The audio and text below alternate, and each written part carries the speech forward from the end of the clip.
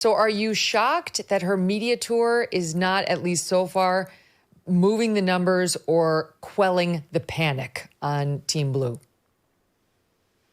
I'm the opposite of shocked. And sometimes I think it's amazing how quickly and easily we forget even short-term memory. Let's remember that the last time she ran for president, when she actually had to campaign and debate and get votes and all of that, unlike this time, her campaign was such a disaster, such a debacle, despite every single institutional advantage, all that money from California, the stature of being a senator from California, the readiness of the media to heap adoration on her for potentially being the first ever woman of color to become president, et cetera, et cetera. Her campaign was such a disaster that she had to pull out and close her campaign before the first vote was even counted. Usually people say the campaign's not going well, let's try and play our hand in Iowa and New Hampshire and then see. There was no point in doing that because she was such an awful politician. All right, so today we are on the Megyn Kelly show, and her guest is Glenn Greenwald. Now, disclaimer here, I'm a big fan of Glenn Greenwald. He is one of those people who leftists now accuse of becoming a right-wing extremist. If you go on Reddit, there's whole subreddits devoted to how awful Glenn Greenwald is because he turned his back on the left.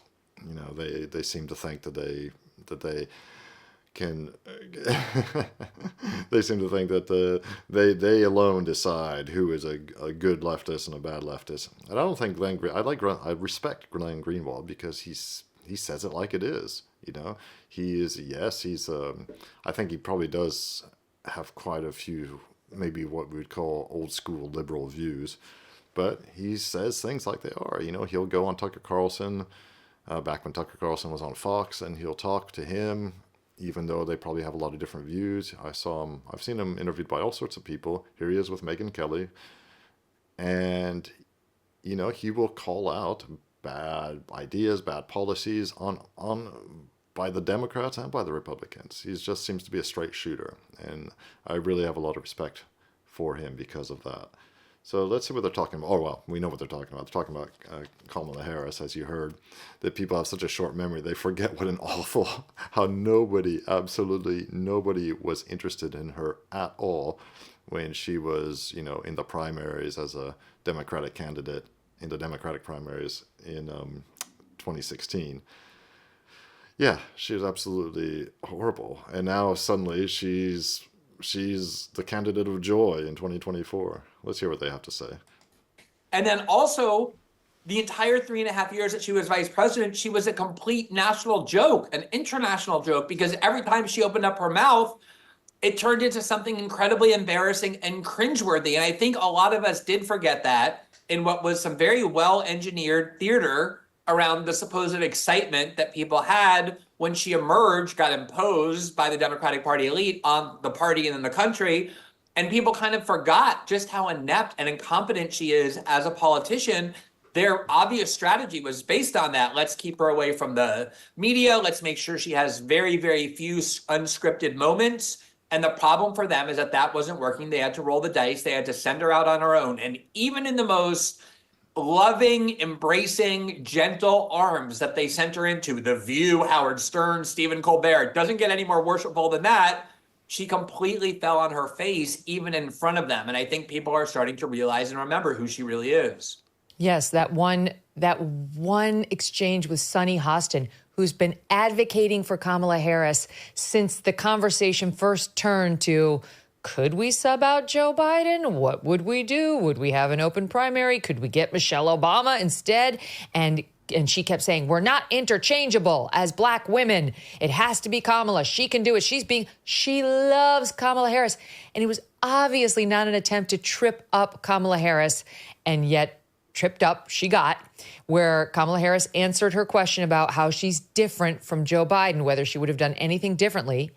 And as predicted, you'll see the version of it here that Trump made into an ad literally within 60 minutes of Kamala saying it. And now there are reports today that you can expect to see this ad everywhere from now to Election Day. Here it is.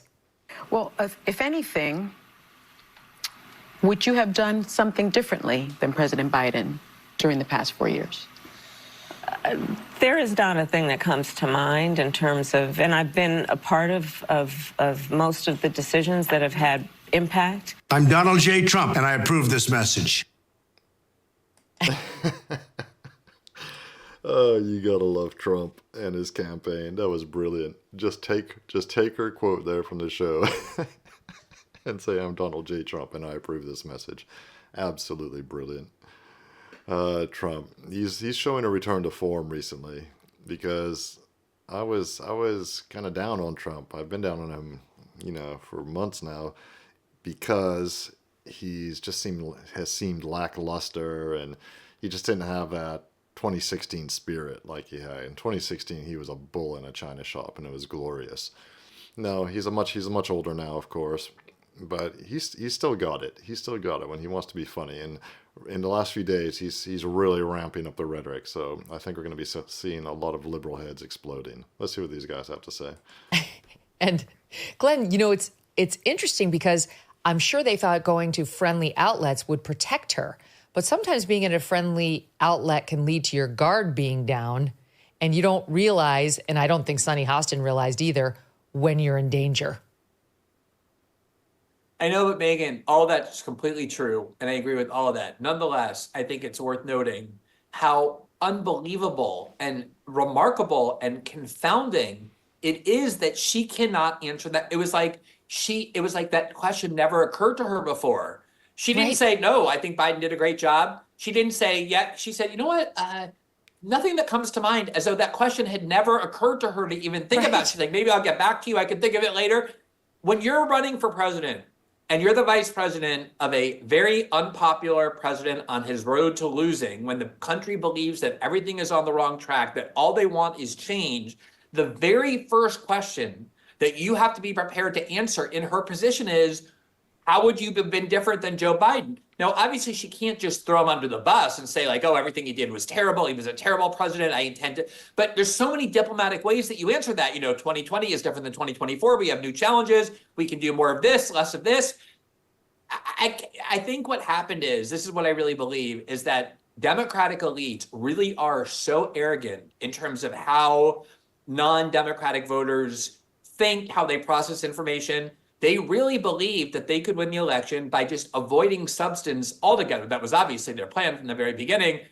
And I don't think they ever really prepared her, and she's not prepared to talk about in any way what type of president she would be, because that never has been the strategy on which they were relying to win the race. It was all about these vibes, and I'm younger, and I'm different. I'm not these two old 80-year-old white guys that everyone's sick of.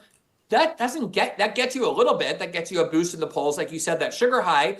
But eventually, Americans, as dumb as Democrats think they are going to want to know, like, who is this person that we might make president? What does she believe? Where do we place her on the spectrum? What kinds of policies is she going to pursue? How is that going to affect our lives? And her inability and refusal to answer that comes from this condescension, I think, is what's really crippling her. And you saw that so clearly in all of these interviews where she got asked that question, she couldn't answer it. And now when she's like, I don't know. I never thought about that before. I'll get back to you right now. Nothing's coming to mind.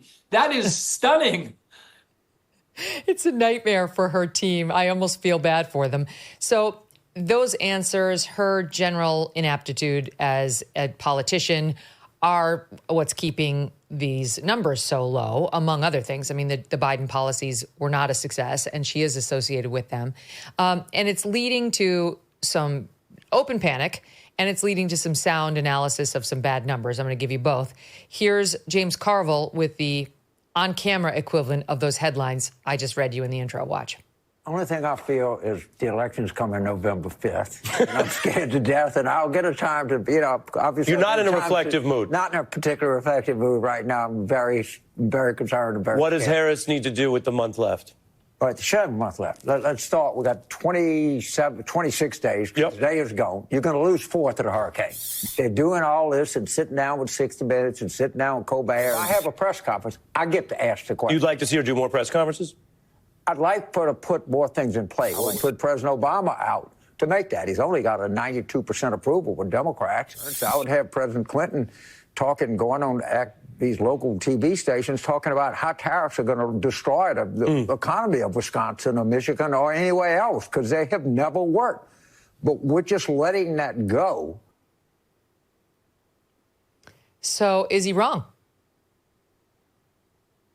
I mean, you have to give credit to the Clinton people like James Carville and those others, because they ran for president at a time when the Democrats were a disaster. They couldn't win an election. Going back to George McGovern, who got crushed by Nixon. The only one they won was Jimmy Carter because of post-Watergate anger at the Republicans. And then it was Reagan twice, George W. Bush the first time. And they did do a very good job of reinventing the party by focusing it not on these issues that alienate working class people or other people, but by realizing, as that old saying goes that they adopted, it's the economy, stupid. Like, all people care about is how are you going to materially improve our lives, which is what voters should care about. Think about this, even as two people, you and I, who cover politics every single day. What is a Kamala Harris policy on which she's running? Basically, what we know about her are two things. We know about what she thinks about abortion, which is she's in favor of it. And we know what she thinks about LGBT. She loves LGBTs very deeply. She loves us so much. She feels such a... other than that, what are her policies? The only ones that she's identified, she literally stole from Trump. Like, hey, let's not tax the tips of service workers. And every other policy that we've heard from basically is nothing other than everything I said I believed in 2019, single-payer healthcare, ban on fracking, mandatory buyback of guns, are things I no longer now believe with no explanation. So if you are going to present a candidate who has no ideas, no ideology, no platform to even try and convince people that you're going to improve their lives, let alone to persuade them that you're going to, how do you expect to win an election? I think.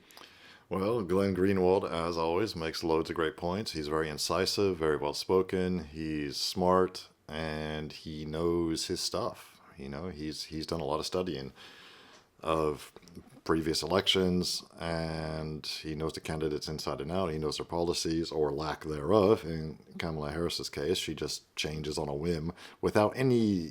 She doesn't even make a pretense to be a sleazy politician. She is like an empty... Yeah, like a ventriloquist puppet. Now, of course, everybody says politicians are puppets, especially high-level federal politicians. They're not really running the country. Yeah, but at least they play the game and pretend. She doesn't even do that. She's truly just an empty vessel, and she's just got nothing. Now, I think I'm going to talk to some of my family. My entire family are all unrepentant liberals, to put it nicely, and I'm the only outlier. I'm going to talk to some of them in the next week or so and just see what they think about Kamala Harris, to see how they spin it in their minds that she's actually a good candidate. And as Glenn Greenwald mentioned, the Democrats long ago ceased to being the party of the working class people. That's like really old school Democrat thinking. That's how the older generations of my family are like. They're like that. They're all about trade unions and everything, which is fine. People can organize in trade unions. But they're thinking in a whole different paradigm from today. Much like the Labour Party in the UK, it long ago ceased being the party of the working class.